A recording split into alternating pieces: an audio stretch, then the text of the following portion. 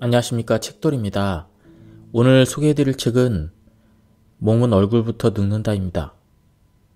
저자는 KRD, 니온바시 메디컬 팀, 그리고 출판사는 갈매나무입니다. 몸은 얼굴부터 썩는다.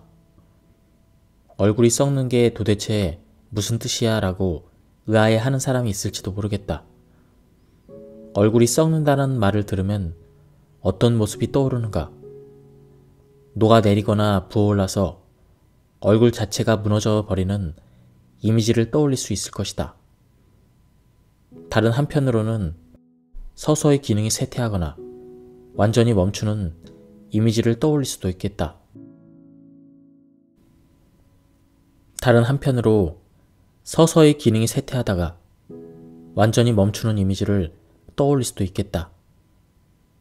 얼핏 보기에는 아무런 변화가 없는 것처럼 보이지만 안쪽에서는 문제가 점점 커져서 기능이 저하되다가 마침내 정지하는 것이다. 이 책에서 말하는 썩는다는 후자의 이미지이다. 얼굴에는 눈과 코, 입, 귀, 인간이 살아가는데 매우 중요한 역할을 담당하는 감각기관이 모여있다. 이 기관들의 기능이 서서히 쇠퇴해서 결국에는 정지하면 어떻게 될까? 인간이 살아가는 데 필요한 오감, 시각, 미각, 후각, 청각, 촉각. 이러한 것 중 4개의 감각기관이 얼굴에 속해 있다. 즉, 얼굴이 썩으면 평범한 일상생활을 영위할 수 없게 된다. 눈이 쇠퇴해서 그 기능을 완전히 잃어버리면 아름다운 풍경이나 사랑하는 사람의 얼굴을 볼 수가 없다. 입의 기능이 쇠퇴하면 맛있는 음식을 맛볼 수가 없다. 코의 기능이 쇠퇴해도 맛있는 음식 냄새를 맡을 수가 없고 풍미를 마음껏 즐기지 못한다. 눈, 코, 입의 기능이 쇠퇴하면 생명을 유지하기 위한 식욕 자체가 없어지고 말 것이다. 그리고 귀가 쇠퇴하면 대화를 즐길 수 없고 위험을 감지하기 어렵다. 뿐만 아니라 썩는 현상이 진행되고 있다면 이미 몸에 뭔가 심각한 이상이 발생했을 가능성이 크다. 마치 흰개미가 안쪽에서부터 갉아먹는 집과 같다. 눈에 띄지 않게 은밀히 쌓이는 문제는 결국 병의 온상이 된다. 그러므로 사람의 건강 상태는 얼굴을 진단하면 바로 알 수 있다.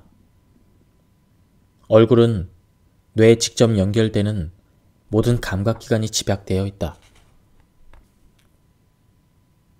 현재 전신의 상태를 가장 단적으로 나타내는 부분이기 때문이다. 따라서 몸 전체가 썩어 들어가지 않게 하려면 우선 얼굴의 건강이 중요하다. 하지만 유감스럽게도 한창 일할 나이인 30에서 40대에도 이미 얼굴이 썩어 들어가기 시작한 사람이 적지 않다. 사실 사람이 썩는다는 것은 나이에 의한 것만이 아니다. 그보다는 나 자신의 몸을 지켜줘야 할 면역 반응의 폭주가 막대한 영향을 미친다. 병원균 같은 외적으로부터 몸을 보호하는 면역 반응이 왜 우리 자신에게 적의를 드러내는 것일까? 왜 우리의 생명을 지켜줘야 할 면역 반응이 몸이 썩는 속도에 영향을 주는 것일까? 이를 이해하기 위해서는 우리 몸을 형성하고 있는 세포가 어떻게 면역 기능을 발휘하여 병을 막아주고 있는지 그 방어 시스템을 알아야 한다. 병원체를 제거하는 데는 여러 단계가 있다. 원래 외부에서 들어오는 병원체는 피부나 몸의 기관을 덮고 있는 점막의 장벽에 의해서 차단된다. 대부분의 병원체나 이물질은 이곳을 통과하지 못한다. 하지만 가장 먼저 장벽을 넘는 병원체나 이물질이 생긴다. 면역 반응은 이렇게 처음으로 장벽을 돌파한 병원체나 이물질에 대해서 일어나는 반응이다. 예를 들면 넘어져서 다쳤을 때 몸 안에 다양한 병원체나 세균이 들어온다. 이때 몸을 방어하기 위한 세포를 면역세포라고 한다. 조금 어렵게 들릴지도 모르겠지만 우리가 알지 못하는 곳에서 일어나는 병원체 및 세균과 맞서는 면역세포의 투쟁이야말로 사람마다 다른 노화 속도의 주된 요인이다. 면역세포들은 어떻게 커뮤니케이션을 취하고 있을까? 크게 나누어 두 가지 커뮤니케이션 방법이 있다. 하나는 세포끼리 접촉해서 직접 커뮤니케이션을 취하는 방법이다. 뇌에 있는 신경세포 등은 통화하기 위한 실에 해당하는 시냅스를 최대한 늘려서 좀 더 신속하게 많은 세포와 정보를 교환한다. 하지만 면역세포 입장에서는 광대한 몸속에서 많은 아군을 불러들여 싸우기에는 조금 비효율적인 커뮤니케이션 방법이다. 다른 한 가지 방법은 몸속에 뻗어 있는 네트워크 혈관을 사용해서 원격으로 커뮤니케이션을 취하는 방법이다. 세포는 단백질로 만들어진 신호 전달 물질을 혈관 안에 방출한다. 그것이 바로 사이토카인이라는 물질이다. 사이토카인은 혈류를 통해 몸속을 자유롭게 돌아다닌다. 그렇기 때문에 몸속에 있는 다양한 세포에 메시지를 보낼 수가 있다. 사이토카인은 수용체라는 특정 메시지를 받아들이는 수실함과 같은 것을 가지고 있어서 아무리 멀리 떨어져 있어도 확실하게 메시지를 받을 수가 있다. 사이토카인의 메시지에는 여러 내용이 담겨 있다. 늘어라 라는 메시지도 있고 세포의 행동을 촉진하는 이래라 라는 메시지도 있다. 한편 얌전히 있었으면 좋겠다라는 것도 있고 세포 행동을 억제하는 죽어달라라는 메시지도 있다. 사이토카인은 면역세포뿐만 아니라 모든 세포에서 발신되는 그런 세포 사이에서 몸을 유지하기 위한 메시지를 전달한다. 호르몬은 몸의 각 기관을 움직이거나 기분이나 감정을 좌우하는 신호를 전달하는 물질이다. 호르몬과 사이토카인은 매우 비슷한 역할을 한다. 하지만 호르몬은 몸에 광범위하게 작용한다는 점에서 사이토카인과 큰 차이가 있다. 즉, 통신을 할 수 있는 거리가 다른 것이다. 사이토카인은 주로 발신하는 세포 주변에 작용한다. 반면 호르몬은 사이토카인에 비해서 더 멀리 있는 표적기관에 작용할 수가 있다. 병원체를 몰아내기 위해서 사이토카인으로 면역세포를 활성화하면 면역세포는 병원체에 감염된 자신의 몸의 세포를 점점 파괴하기 시작한다. 당연한 얘기지만 세포의 파괴는 고통을 동반한다.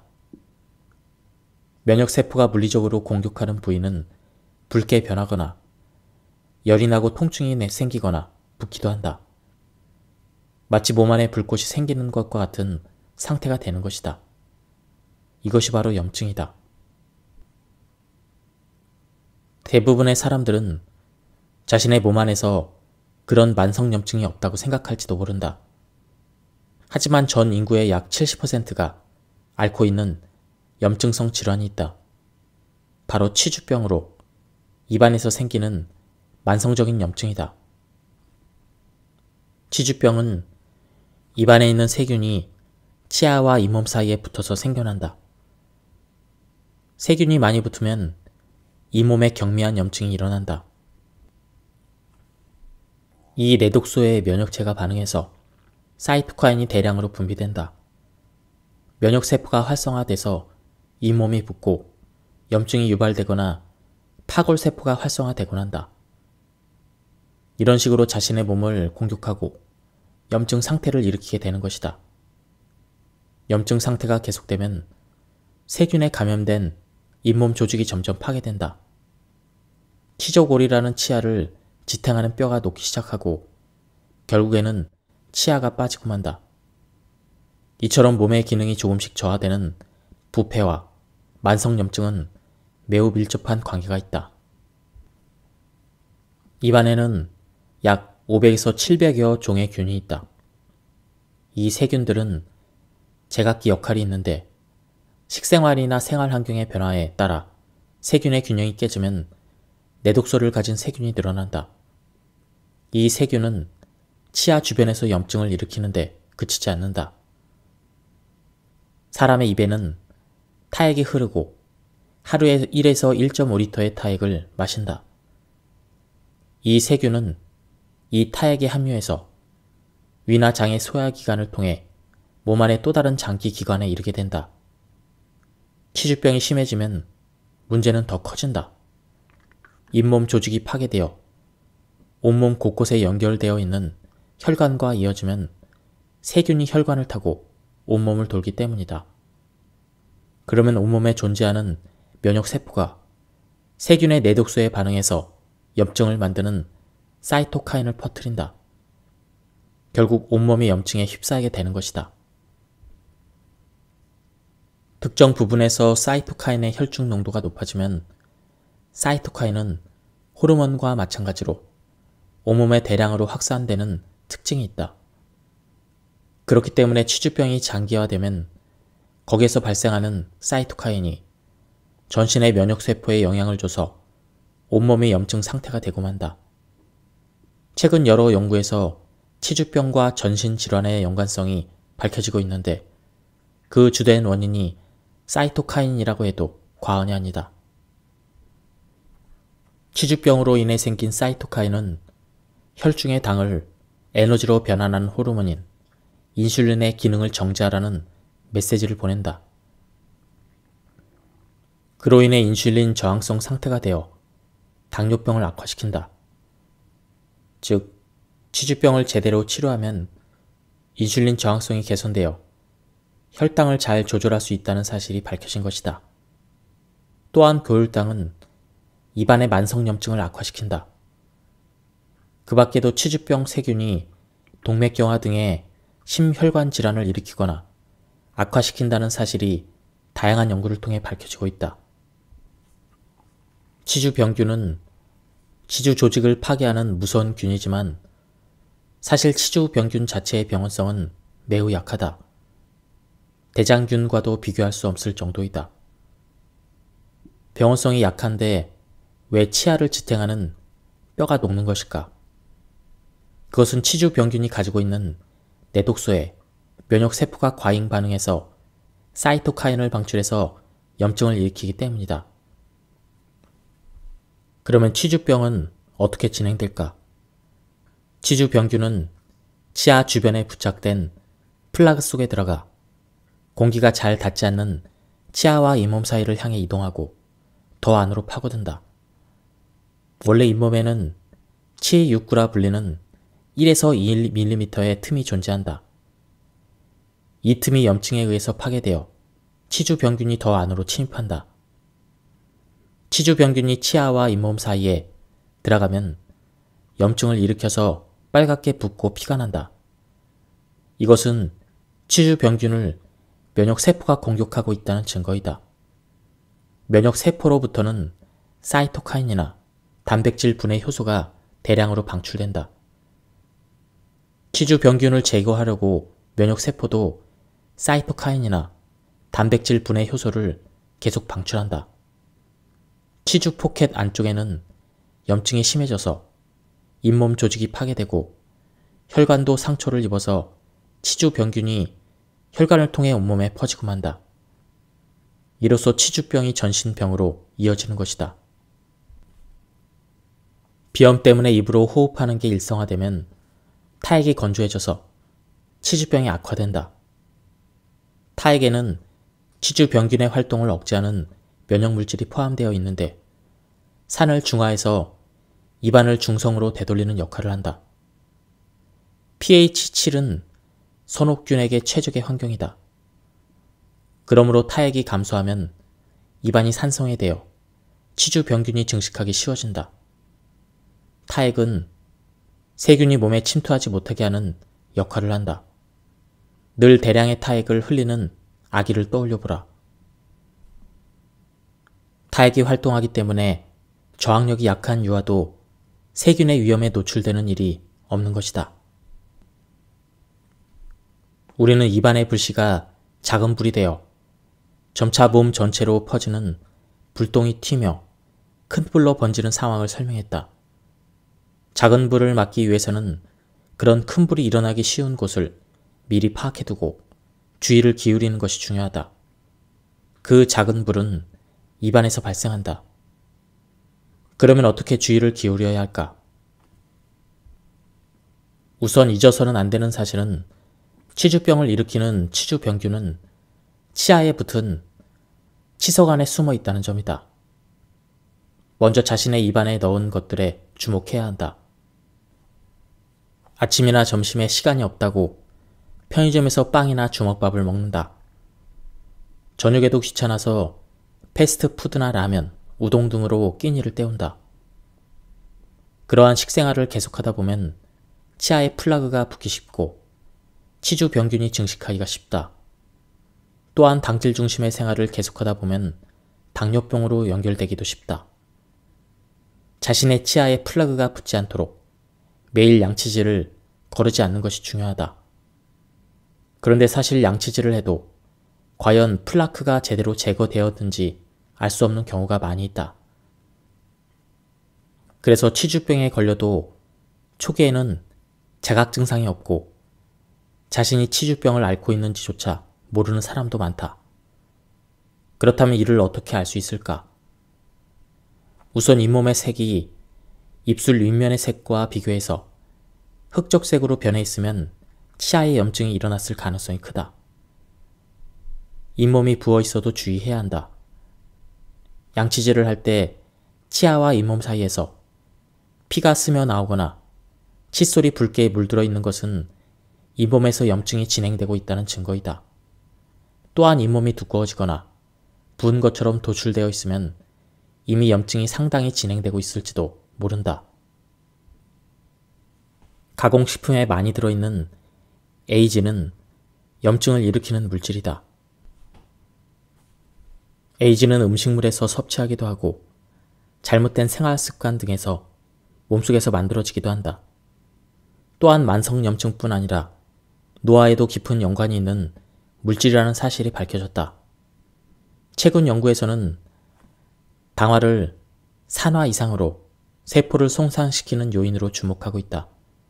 당화란 단백질과 당이 결합해서 단백질이 변질되는 현상이다.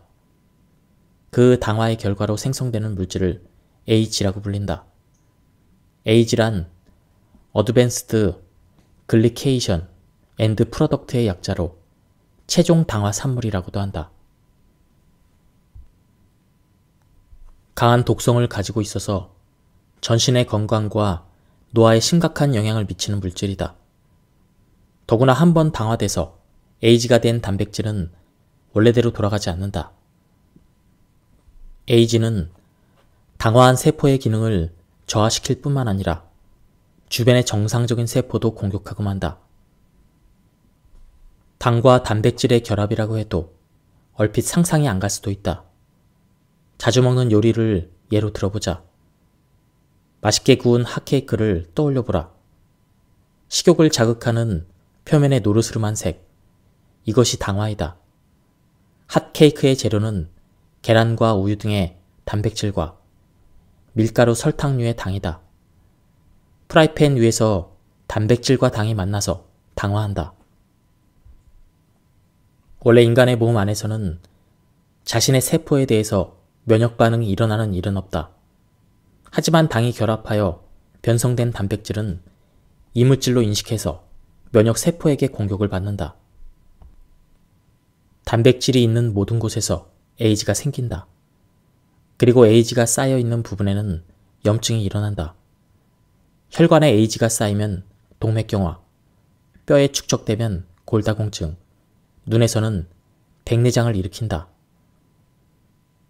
에이지가 생기는 것은 세포뿐만이 아니다. 몸 안에서 주요한 역할을 담당하는 혈구나 효소도 단백질로 이루어져 있기 때문에 에이지의 먹이가 되고 만다. 당화는 단백질의 기능을 떨어뜨린다. 즉, 혈구나 효소의 활동도 쇠약해진다는 뜻이다. 혈구의 AG화는 일반적인 혈액 검사에서도 알 수가 있다.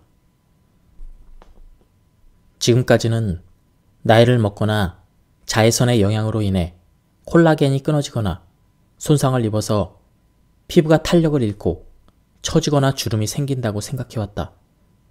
하지만 최근 연구에서는 당이 결합해서 AG화됨으로써 콜라겐이 딱딱해지거나 약해진다는 사실이 밝혀졌다. 결국 에이지는 피부의 노화에도 연관이 있는 것이다. 에이지가 피부 주름이나 처짐만 만드는 것이 아니다. 자외선에 노출되어 생긴다고 여겼던 기미도 에이지가 장난을 치는 것이라고 밝혀졌다. 자외선에 노출되면 피부 표면의 기저층에 있는 멜라노사이트가 멜라닌을 만든다. 콜라겐이 에이지화되면 활성산소가 대량으로 발생하기 때문에 신진대사의 리듬도 늦어진다. 즉, 멜라닌 생성량은 늘어나는데 배출량은 줄어들기 때문에 멜라닌이 몸속에 지나치게 축적되어 기미나 주근깨가 늘어난다. 에이지는 기미, 처짐, 주근깨 등을 늘려서 피부를 노화시킨다. 피부가 에이지화되면 원래는 투명한 콜라겐이 노란색이나 다갈색으로 변하고 혈액순환도 안 좋아져서 누렇게 뜨기도 한다. 거울을 보고 피부의 변화를 느꼈다면 체내 에이지가 축적되고 있는지도 모른다. 잘못된 식습관을 계기로 입안이나 장내 세균의 균형이 무너지고 혈관을 통해 몸속으로 염증이 퍼진다. 에이지가 많이 함유된 가공식품을 섭취함으로써 혈당치가 올라가고 몸의 여기저기에서 염증을 낳는 에이지를 쌓아간다. 즉, 식생활을 바꾸면 몸의 염증을 억제할 수 있다는 것이다. 그렇다고 해도 무엇을 어떻게 바꾸면 좋을까 고민하는 사람도 많을 것이다. 우선 살펴보아야 될 것은 자신이 식사에 얼마나 시간을 들이고 있는지다. 시간을 들이지 않고 신속하고 손쉽게 공복을 채우는 방법만 생각하고 있진 않은가. 그렇기 때문에 빵이나 파스타, 우동, 덮밥 등 아무래도 당질과 지질에 편중된 가공식품을 선택하게 되는 것이다. 이러한 음식들은 제대로 씹지도 않고 그렇게 먹으면 어떻게 될까? 머지않아 몸이 염증 투성이가 되고 말 것이다. 어떠한 음식을 먹어도 될지 판단하는 기준은 무엇인가? 그것은 조리법에 주의하는 것과 가공식품일 경우 식품의 성분 표시를 보는 습관을 들이는 것이다. 식품을 고온에서 가열한 것은 되도록 먹지 않는다. 전자레인지는 마이크로파로 식품의 분자를 진동시켜서 고온으로 만든다. 그렇기 때문에 구웠을 때처럼 색이 나지 않아도 갈변 반응과 같은 상태가 된다. 또한 차가워진 식품을 전자레인지로 다시 데우는 사람도 있는데 이미 조리한 튀김이나 크로켓 등을 다시 데우면 식품의 에이지가 더 높아진다는 사실을 기억하자. 햄버거나 감자튀김 같은 패스트푸드에도 에이지가 많이 들어있다. 많은 고객에게 단시간에 상품을 제공하기 위해서 식재료를 고온에서 가열 처리하기 때문이다. 성분 표시에서 액상 과당을 확인하라. 청량 음료나 탄산음료, 과자, 통조림, 가공식품 등에서 단맛을 내기 위해서 액상 과당을 사용한다. 이름 그대로 옥수수에서 추출한 포도당을 일부 과당으로 바꾼 감미료이다. 액상 과당은 탄수화물에 들어있는 포도당보다도 몇 배 더 빠른 속도로 단백질과 결합한다. 액상과당이 많이 들어있는 청량음료를 물처럼 마시는 것은 몸에 에이지를 쌓아두는 행위와 같다. 또한 액상과당은 캔 주스나 캔 커피에도 사용된다. 과즙 농도가 적은 주스도 농도를 맞추기 위해서는 액상과당을 사용한다. 스포츠 음료 안에도 액상과당은 들어간다. 수분 보충에 좋다고 매일 마시면 에이지 투성이가 되고 말 것이다. 날로 먹는 편이 좋지만 날로 먹을 수 없는 식재료도 많이 있다. 그럴 때는 어떻게 해야 할까? 저온으로 쪄서 고온에 가열하는 것을 피하는 조리법을 사용한다. 100도 이하의 저온에서 찌는 방법은 재료 본연의 맛을 더 살리는 효과도 있다. 우선 고기나 생선을 먼저 저온으로 쪄준다. 그런 다음 표면만 살짝 굽는다. 이미 속까지 익었기 때문에 장시간 고온으로 가열할 필요가 없어져서 에이즈를 줄일 수가 있다. 또한 사용하는 기름에도 주의해야 한다. 샐러드유는 상하기 쉬우므로 이왕이면 질 좋은 올리브 오일이나 들기름을 선택하는 것이 낫다. 우리는 자신의 몸에 대해서 의외로 잘 모른다. 예를 들면 열이 났을 때나 설사를 했을 때 어떤 메커니즘으로 그런 일이 일어나는지는 알지 못한 채 넘어간다. 정말 건강을 유지하고 싶다면 자신의 몸의 현주소를 알아보려고 좀 더 노력해야 한다. 자신의 몸의 현재 상태를 알려는 마음이 없으면 정기적으로 검사를 받아도 단지 숫자에 울고 웃을 뿐 건강을 유지하려는 구체적인 행동으로 이어지지 않는다. 건강을 유지하기 위한 행동으로 이어지기 위해서는 건강검진에서 얻을 수 있는 수치로 자신의 몸이 어떤 상태에 있는지를 올바르게 이해해야 한다. 언제까지나 실행에 옮기지 못하는 것은 문제가 있다. 검진에서 얻을 수 있는 수치를 기준으로 매일의 식생활이나 생활습관을 조절하는 행동이 이어져야 한다. 개인이 건강을 지속적으로 유지하는 것은 좀 더 나은 사회를 만드는 데도 기여한다. 우리는 많은 사람과 다양한 관계를 맺으면서 생활한다. 누구나 그 사회의 일원으로서 각자의 역할이 주어진 채 인생을 살고 있다. 그렇기 때문에 각각의 입장에서 주어진 역할을 다하지 않으면 사회 자체가 지속되기 어렵다. 한 사람 한 사람이 주어진 역할을 다하기 위해서는 우선 자신이 건강해야 한다. 건강이야말로 사회에서 스스로의 입장을 다하기 위한 기본 조건이다. 당신은 무엇을 위해서 건강해지고 싶은가? 그리고 어떻게 건강해지려 하는가? 자신을 중심으로 건강에 관한 의식을 바꾸는 것이 두고두고 사회에 대한 공헌으로 이어진다는 사실을 깨달으면 한다. 지금까지 이 책에 대한 리뷰를 모두 마쳤습니다. 제가 시간 관계상 발췌 요약해서 말씀드렸기 때문에 전체적인 맥락을 파악하고 싶은 분들은 책을 구해서 한번 읽어보실 것을 추천드립니다. 여기서 리뷰를 마치도록 하겠습니다. 감사합니다.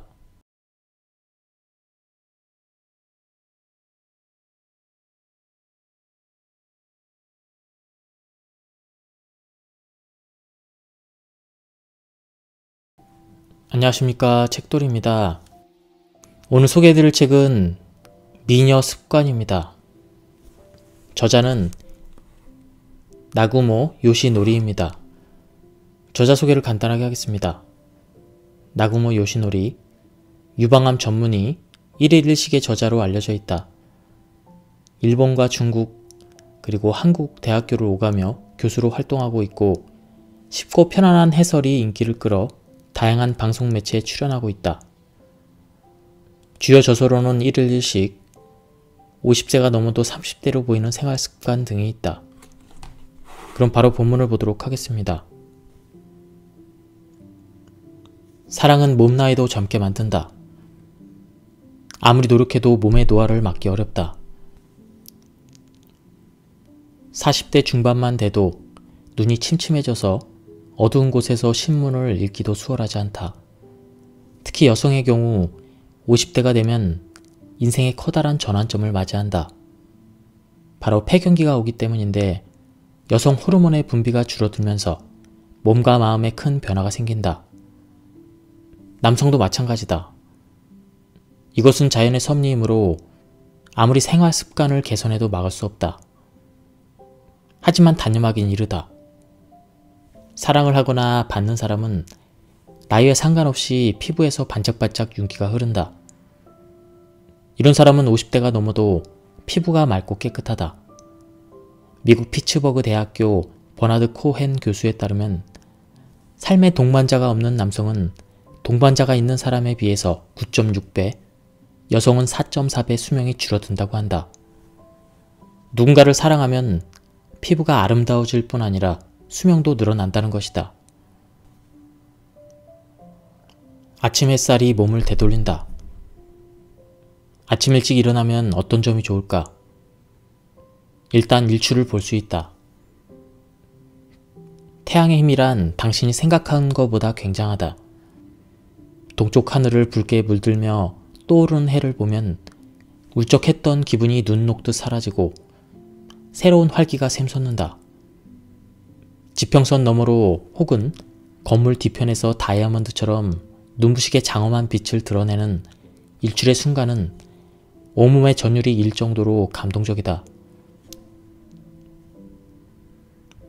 필자는 언제나 그 순간 두 손을 맞잡은 합장을 하고 눈을 감는다. 일출을 맞이하며 느끼는 행복감은 인간이라면 지극히 자연스러운 감정이다. 우리 몸은 떠오르는 해와 함께 눈을 뜨고 지는 해와 함께 눈을 감도록 이루어져 있다. 이처럼 일정한 생체 리듬은 뇌 속에 있는 생체 시계에 의해 조절된다. 그런데 생체 시계는 25시간 주기로 설정되어 있어 하루가 지날수록 1시간씩 엇갈림이 생긴다. 만일 계속해서 시간이 벌어진다면 어떻게 될까? 시차가 정반대인 나라에 갔을 때 밤낮이 바뀌어서 고생한 기억이 있다면 짐작하기 쉬울 것이다. 그러나 안심하기 바란다. 어긋나는 생체 시계의 시간차를 초기화시켜주는 역할을 하는 것이 바로 일출의 햇빛이기 때문이다. 아침에 일찍 일어나 떠오르는 햇빛을 쬐기만 하면 우리 몸은 다시 자연의 리듬으로 원상복귀가 된다는 말이다. 미인은 잠꾸러기라는 말이 있다. 그러나 애석하게도 오래 잔다고 미인이 되지는 않는다. 중요한 것은 수면의 양보다 질이다. 수면에는 렘 수면과 논렘 수면이 있다. 뇌가 활동 중인 렘 수면은 얕게 잠이 든 상태로 몸을 이리저리 뒤척이면서 꿈을 꾼다. 반면 뇌가 휴식 중인 논렘 수면은 깊이 잠이 든 상태로 꿈을 꾸지 않고 숙면을 취한다.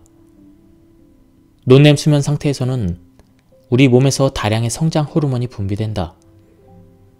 일명 회춘 호르몬이라고도 하는 이 호르몬은 피부를 희고 아름답게 재생시키고 지방을 연소시켜 근육량을 키우는 등 우리 몸을 젊게 해준다. 단 유념해야 될 사실은 성장 호르몬이 분비되는 시간이 정해져 있다는 것이다. 바로 밤 10시부터 새벽 2시까지이다. 이 황금 시간대를 놓치면 아무리 오래 자도 성장 호르몬의 회춘 효과를 누리기 어렵다. 그러므로 밤 10시 전에는 반드시 잠자리에 드는 습관을 들이자. 이것만 지켜도 피부에서 광채가 나는 미인이 되는 것은 시간 문제이다.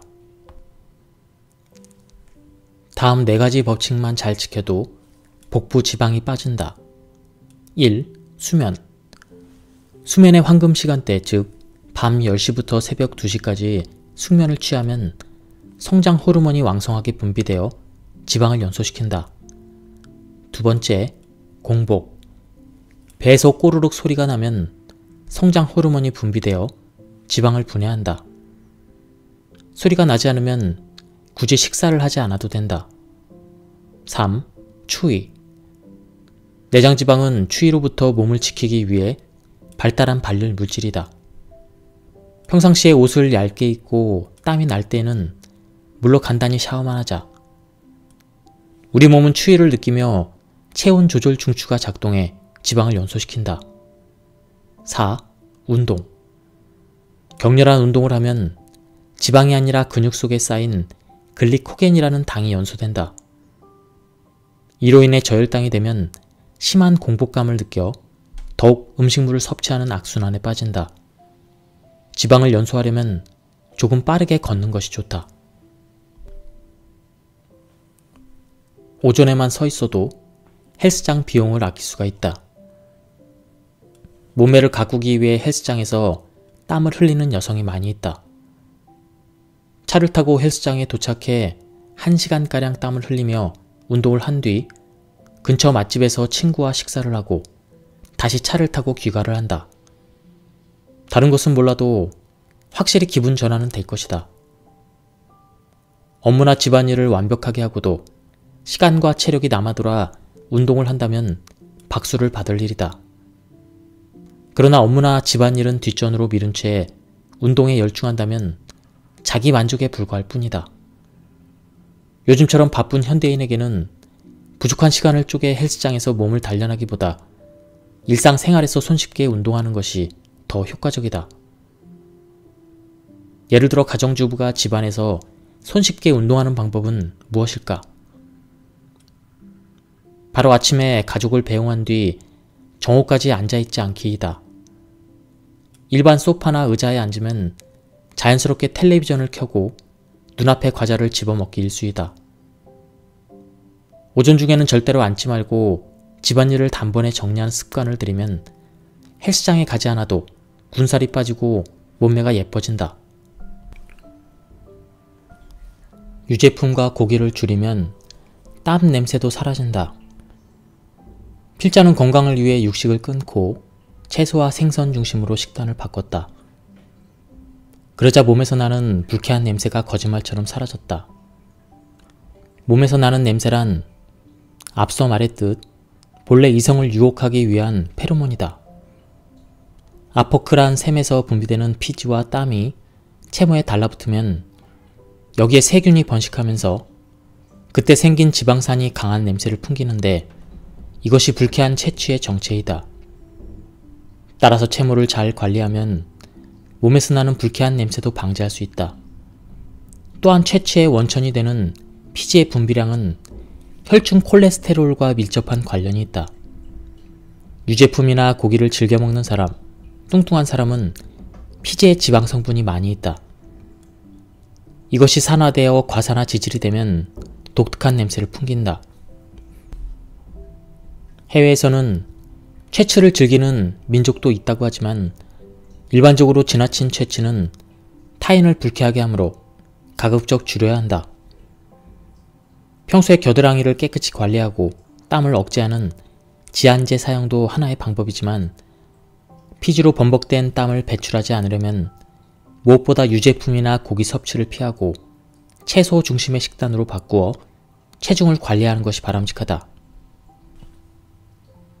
핵심은 얼마나 굶주렸느냐에 달려있다.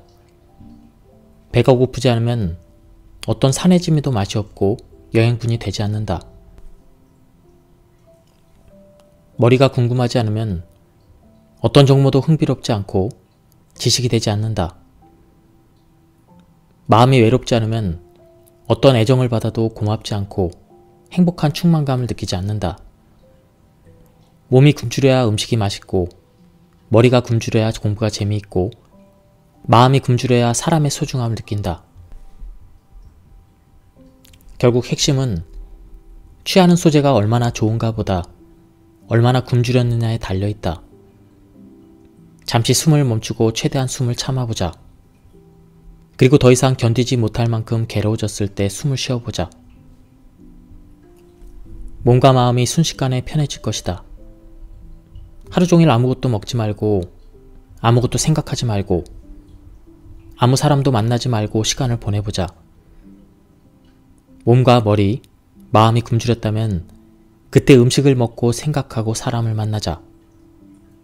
간절히 무언가를 원할수록 그것이 충족되었을 때의 행복감은 이루 말할 수가 없다. 이것이 바로 니구모식 건강법의 기본이다. 식사량을 줄이면 포만감 호르몬이 깨어난다. 입맛이 돈다고 지나치게 많이 먹으면 살이 찌고 건강을 해친다. 옛말에 건강하려면 배가 꽉 차도록 먹지 말고 80% 정도만 먹으라고 했다. 그렇다면 어느 정도가 80%에 해당될까? 필자가 고안한 방법을 소개한다. 사용하는 식기는 단 3종류, 밥그릇, 국그릇, 반찬그릇. 여기서 핵심은 식기를 어린이용으로 준비하는 것이다. 무엇을 먹어도 상관없지만 절대 추가로 먹어서는 안 된다. 이것만으로 식사량이 20% 줄어든다. 처음에는 한 끼도 굶지 말고 이 방식으로 하루에 3번 먹는다. 한 끼 식사로 밥과 함께 국 한 그릇, 반찬 한 그릇 이렇게 먹기, 이것이 바로 일즙일체 다이어트다. 편의점에서 산 도시락이나 면류를 먹을 때도 어린이 식기에 옮긴 다음 남은 것은 버린다. 처음에는 양이 다소 부족할지도 모른다. 하지만 식사량이 줄어들어 살이 빠지면 잠들어 있던 포만감 호르몬인 렙틴이 활성화되어 조금만 먹어도 배가 부르다고 느끼게 된다. 1일 1식으로 17kg를 감량하다. 필자는 45세부터 일즙일체 다이어트를 1년간 지속해 체중을 77kg에서 60kg 초반으로 감량했다. 몸이 날씬해지는 것은 좋았지만 계속 일즙일체를 유지해 나가기가 쉽지 않았다. 집에서 식사할 때는 그나마 괜찮았는데 가족이나 친구들과 외식이라도 하게 되면 현실적으로 일즙일체를 하기가 불가능했다. 더욱 일즙일체라도 일단 점심 식사를 먹고 나면 오후 진료 때는 어김없이 졸음과 사투를 벌였다. 수술 중에 깜빡 졸기라도 하면 돌이킬 수 없는 사태가 생길 수도 있다. 그래서 필자는 점심 식사를 건너뛰기로 했다. 당신이 회사원이라면 졸음을 떨치려고 담배를 피거나 진한 커피를 마실 것이다. 그러나 담배의 니코틴이나 커피의 카페인은 부교감 신경을 흥분시키는 신경독이다. 당연히 몸에 좋을 리가 없다. 배가 고프지 않다면 식사를 과감히 생략하자. 그리고 배가 고플 때 좋아하는 음식을 마음껏 먹어라. 이것이 1일 1식의 시작이다. 하루 한 끼 식사라고 한다면 언제 한 끼를 먹느냐가 관건이다. 필자는 낮에 일이 바빠 집중력을 흐트러뜨리고 싶지 않았다. 그래서 아침과 점심 식사를 건너뛰고 저녁 무렵에 배가 꼬르륵 소리가 나면 식사를 하기로 했다. 1일 1식을 주장하면 어떤 사람은 배가 고프면 제대로 일할 수 없다고 말하기도 한다. 그러나 배가 잔뜩 불러야 일을 제대로 하는 것은 아니다. 긴장 상태로 일할 때에는 교감신경이 활성화되므로 음식을 제대로 소화 흡수하지 못한다. 먹은 것을 소화 흡수시키려면 부교감신경이 활성화되어야 한다. 그러면 졸음이 쏟아지기 때문에 제대로 일할 수가 없다. 실제로 위장 속에 있는 음식은 곧바로 연소되지 않는다. 소화 흡수되어 글리코겐이나 지방으로 축적되고 필요한 양만큼 분해된 다음에야 비로소 연소된다. 그러므로 지금 당신이 열심히 일할 수 있는 것은 전날 비축해둔 지방 때문이지 좀 전에 먹은 음식과는 아무런 상관이 없다. 저녁에 제대로 식사를 했다면 지방이 충분히 몸속에 비축되어 있으므로 따로 보충을 하지 않아도 일할 에너지는 충분하다. 하루 종일 허기가 져서 도저히 식욕을 참기 힘들다는 사람이 있다. 그러나 이것은 뇌의 망상에 불과하다. 우리의 뇌는 이지도 않은 일을 자기 마음대로 착각하는 경향이 있다. 이를테면 고독이 그렇다. 현대인은 고독하다고 한다. 정말 그런가? 누구도 자신을 바라봐주지 않고 이해해주지 않는다고 하소연한다. 하지만 주변을 돌아보면 사랑하는 가족이 있고 따뜻한 친구나 동료들이 있지 않은가? 자신을 아끼는 사람들의 존재를 보지 않고 스스로 고독하다고 여기는 것은 고독감이라는 뇌의 망상에 사로잡힌 것뿐이다. 피로란 온종일 육체 노동을 해서 몸을 제대로 가누기 힘든 상태를 말한다. 주말에는 쉬면서 월요일 아침에 몸이 나른하고 피로하다는 것은 피로감이라는 뇌의 망상이 초래한 감정에 불과하다. 마찬가지로 공복과 공복감은 다르다. 지방을 아무리 태워도 영양이 공급되지 않아 배에서 꼬르륵 소리가 나야 진정한 공복이다. 그저 입이 심심해서, 다른 사람이 먹으니까 눈앞에 먹을거리가 있으니까 먹고 싶은 감정은 공복감이라는 망상에 불과하다. 우리 몸이 공복 상태에 있을 때 나타나는 효과는 무궁무진하다. 배에서 꼬르륵 소리가 나면 일명 장수 유전자로 불리는 시루트인 유전자가 나타나 인간의 세포 속에 있는 유전자를 순식간에 스캔해 손상 입은 부위를 회복시켜준다. 이것은 다양한 동물 실험을 통해 식사량을 40% 줄이면 수명이 1.5배 늘어난다는 결과로 입증된 사실이다. 붉은 털 원숭이를 실험한 결과 충분히 식사를 한 무리는 털이 빠지고 노화가 진행되었으며 암이나 심장병으로 죽는 경우가 많았다. 반면 식사량을 제한한 무리는 털에 윤기가 흐르고 건강하게 생기가 넘쳤다. 이뿐이 아니다. 공복을 느끼면 지방세포에서도 기적의 호르몬이 분비된다. 아디포넥틴이라는 물질이 그것이다.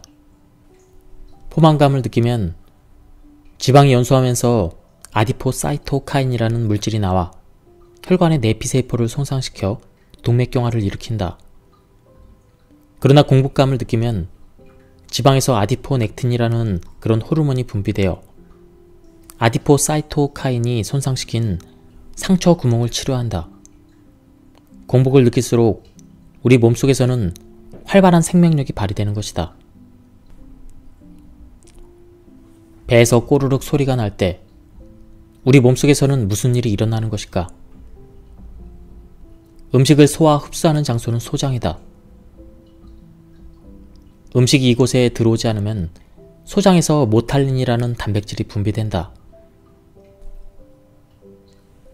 모탈린은 위장에 음식물을 보내라고 명령을 내리고 위장은 수축운동을 해서 남아있는 음식물을 소장으로 보내려고 한다.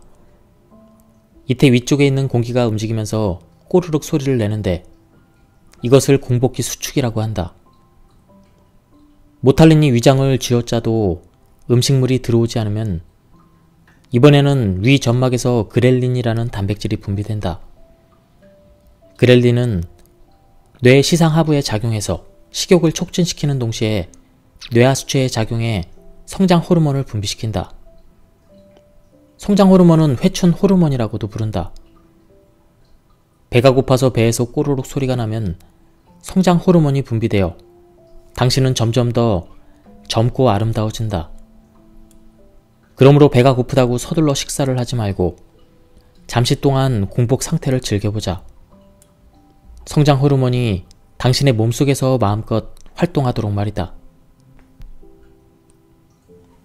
과일을 껍질째 먹으면 농약도 함께 먹게 되는 것이 아닌지 걱정하는 사람이 많이 있다. 대부분의 농약은 물에 쉽게 해놓기 때문에 먹기 전에 흐르는 물에 잘 씻으면 문제가 없다. 단지 수입산 과일은 벌레를 막기 위해 농약으로 연기를 피우는 경우가 있으므로 가급적 껍질은 먹지 않는 편이 좋다. 사과나 귤은 외관상 예뻐 보이기 위해서가 아니라 수분의 증발을 막기 위해 표면에 왁스를 칠하는 경우가 있다. 왁스는 인체에 무해하지만 검은 천으로 문질렀을 때 흰색 가루가 묻어나온다면 미지근한 물로 씻어내자. 과일의 씨앗도 하나의 생명이므로 완전 영양식품이지만 씨앗을 먹어버리면 번식이 불가능해진다. 때문에 씨앗 중에는 인체에 해로운 독이 포함되어 있으니 주의해야 한다. 수박이나 귤의 씨앗은 딱딱한 외피에 쌓여 있어 통째로 삼켜도 괜찮지만 이를 씹어서 잘라먹는 것은 건강에 해롭다. 최종 당화 산물이라고 불리는 AG에는 두 가지가 있다. 체내 혈당과 몸을 만드는 단백질이 결합해 그때 생긴 체내 AG와 조리할 때 당과 단백질이 열에 의해서 달라붙은 식품 AG이다. 두 가지 모두 혈관의 내피세포에 축적되어 당뇨병, 동맥경화, 치매, 암의 원인이 된다. 당이 가장 달라붙기 쉬운 단백질은 바로 콜라겐이다. 혈관 속 콜라겐에 당이 달라붙으면 혈관이 탄력성을 잃어 동맥경화가 일어난다.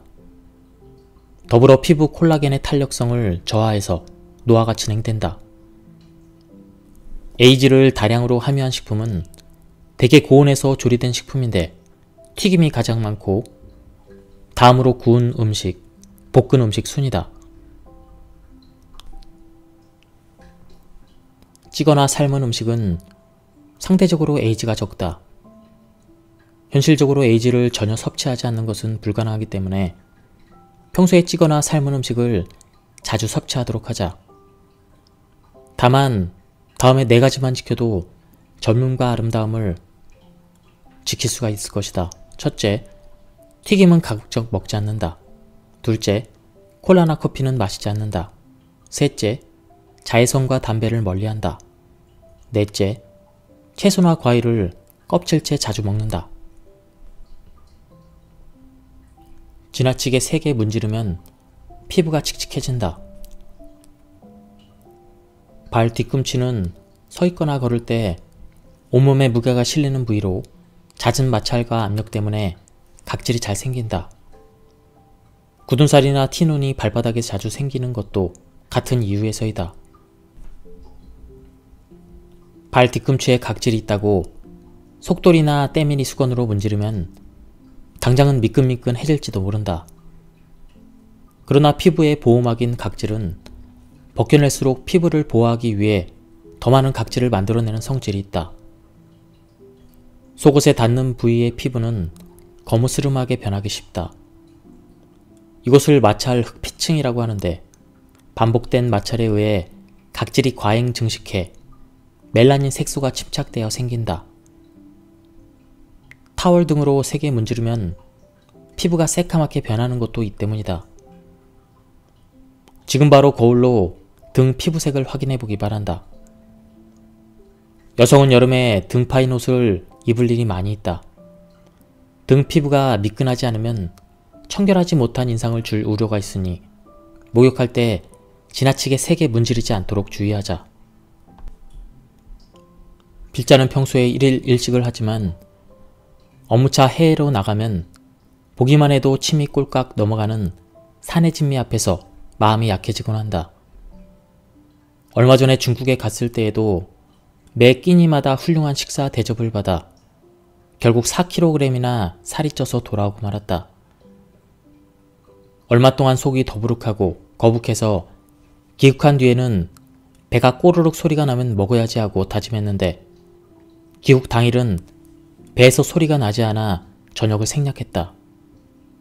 그런데 다음날에도 또 그 다음날에도 뱃속이 잠잠한 것이 아닌가. 그 결과 사흘이나 끼니를 거르게 되었다. 사흘째 되는 날 비로소 배에서 꼬르륵 소리가 났다. 얼른 체중을 재보니 4kg이 쏙 빠져 원래 몸무게인 62kg으로 돌아와 있었다. 우리가 몸이 말하는 소리에 귀를 기울이면 몸은 알아서 제자리로 돌아오기 마련이다. 설날 연휴는 가족과 함께 맛있는 음식을 마음껏 즐겨도 좋다. 단, 나흘의 흥겨운 연휴가 끝나면 1일 1식, 즉 배에서 꼬르륵 소리가 나면 먹기 생활로 당장 돌아가야 한다.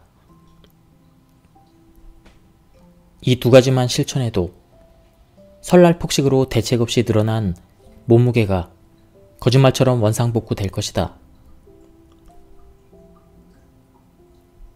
필자는 한때 비듬 때문에 무척 고생했다. 시험 공부를 하다 보면 나도 모르게 머리를 벅벅 긁어 자꾸 비듬이 생기고 머리카락이 빠지곤 했다. 아무리 값비싸고 효과가 좋은 샴푸와 린스도 허사였다. 결국 피부과를 찾았더니 의사는 지루성 습진이라는 진단을 내렸다. 피로성 습진이라고도 불리는 이 병은 과로나 과음, 기름진 음식을 자주 먹는 사람에게 많다고 한다. 인간의 몸은 성호르몬의 양이 항상 일정하게 유지되도록 조절하고 있는데 혹시 모를 비상사태를 대비해서 부신에서 안드로겐이라는 남성 호르몬을 비축해둔다. 다시 말해 평소 스트레스가 없을 때는 남성 호르몬을 사용하지 않고 모아두기만 하다가 스트레스를 받으면 한꺼번에 분비하는 것이다. 남성 호르몬은 투쟁 혹은 도주 호르몬이라고도 불린다. 이는 오래전 인간의 조상이 투쟁이나 도주를 할 때 스트레스 수치가 높아져 남성 호르몬이 다량으로 분비되었던 일에서 유래한다. 그런데 남성 호르몬에는 피지의 지방 성분을 늘리는 기능이 있다. 그래서 스트레스를 받으면 두피에 비듬이 생기고 얼굴에 뾰루지가 생기는 것이다. 스트레스는 방치한다고 결코 해결되지 않는다. 싸워서 물리치던지 피해를 입기 전에 도망치던지 둘 중 하나를 선택해야 한다. 일터에 나와 아침부터 종일 일하다 보면 오후 3, 4시 무렵부터 슬슬 집중력이 떨어지고 호기가 진다. 동료들과 함께 차를 마시며 담소를 나누는 것도 좋지만 이때 가급적이면 음식은 입에 대지 않는 것이 좋다. 우리 몸의 에너지원으로는 당과 지방이 있다. 배가 고프거나 당분을 섭취하지 않으면 우리 몸은 지방을 분해해서 에너지원으로 삼는다. 그러나 한 입이라도 당분을 먹게 되면 지방은 즉각 분해를 멈추고 당분을 소화 흡수하기 위해 부교감 신경이 활성화되어 몸이 나른해지고 졸음이 몰려온다. 업무 집중도가 떨어지는 것은 불보듯 뻔하다. 일을 할 때는 당분이 없는 견과류나 콩류를 먹는 것이 좋다. 참고로 필자는 출출할 때 기름이나 소금을 일체 넣지 않은 볶은 콩이나 말린 멸치를 주로 먹는다. 도저히 허기를 참기 힘들다면 소화 흡수 속도가 늦은 과일이나 현미로 만든 슈퍼 라이스볼을 먹자. 일찍 일어나 일출을 맞이하면 뇌에서 행복 호르몬인 세로토닌이 분비된다. 덕분에 그날 하루를 행복하게 보낼 수가 있다. 낮에는 위기 상황에 대처하고 집중력을 높이는 교감신경이 활성화되어 뇌와 몸은 업무 모드로 돌입한다. 반면 밤에는 편안한 상황에서 긴장을 풀어주는 부교감 신경이 활성화되어 뇌와 몸은 휴식 모드가 된다. 음식물의 소화 흡수는 부교감 신경의 스위치가 켜졌을 때 이루어진다. 3대 영양소인 단백질, 지방, 당은 십이지장과 위에서 소화된 다음 최소 단위인 아미노산, 지방산, 당의 형태로 소장으로 흡수된다. 이렇게 흡수된 영양소는 세포 속의 미토콘드리아라는 곳에서 연소되는데 이때 필요한 요소가 바로 당이다. 영양소를 전부 당으로 축적하면 좋겠지만 안타깝게도 당은 연소 효율이 낮다. 하지만 지방은 가벼운 데다 연소 효율도 높다. 그리하여 우리 몸은 당장 필요한 양만 글리코겐이라는 당의 형태로 간장과 근육에 비축해두고 나머지 분량은 지방의 형태로 쌓아놓는다. 글리코겐은 양이 적어서 반나절밖에 사용하지 못하기 때문에 하루에 3끼를 먹어도 공복감을 느낀다. 이때는 몸이 당 주기로 돌아가므로 지방은 분해되지 않는다. 반면 몸이 지방 주기로 돌아가면 지방은 상당량이 비축되어 있으므로 좀처럼 배가 고플 일이 없다. 아침과 점심에 당을 섭취하면 소화 흡수 작용으로 부교감 신경이 활성화되어 졸음이 오지만 식사를 건너뛰거나 당 함유량이 낮은 저당식을 하면 몸이 지방 주기로 돌아서 공복감이 잘 생기지 않는다. 그러다 저녁이 되어 배에서 꼬르륵 소리가 나면 성장 호르몬, 시루트인 유전자, 아디포넥틴 이 트리플 효과로 몸과 마음이 젊어진다. 저당식을 장시간 지속하면 몸이 젊고 건강해질 것 같지만 이는 현실적으로 불가능하다. 저당식으로 몸이 지방 주기로만 돌면 지방에 산화되기 때문에 이로 인해 생성된 키톤체라는 물질이 혈액을 산성에 가깝게 만들어 두통 및 설사를 유발하기 때문이다. 그러므로 저녁 때는 당분이 함유된 식사, 즉 당젤식을 먹는 것이 바람직하다. 당분을 섭취하면 인슐린이 분비되어 당을 지방으로 바꿔서 비축해 두기 때문에 다음날 낮 활동에 필요한 든든한 에너지원이 된다. 한편 해가 저무는 일몰에는 아침에 풍부하게 분비된 세로토닌이 수면 호르몬인 멜라토닌으로 바뀌어 잠이 잘 온다. 그러므로 당질식을 한 뒤 일찌감치 잠자리에 들면 성장 호르몬이 분비되어 몸과 마음이 젊어진다.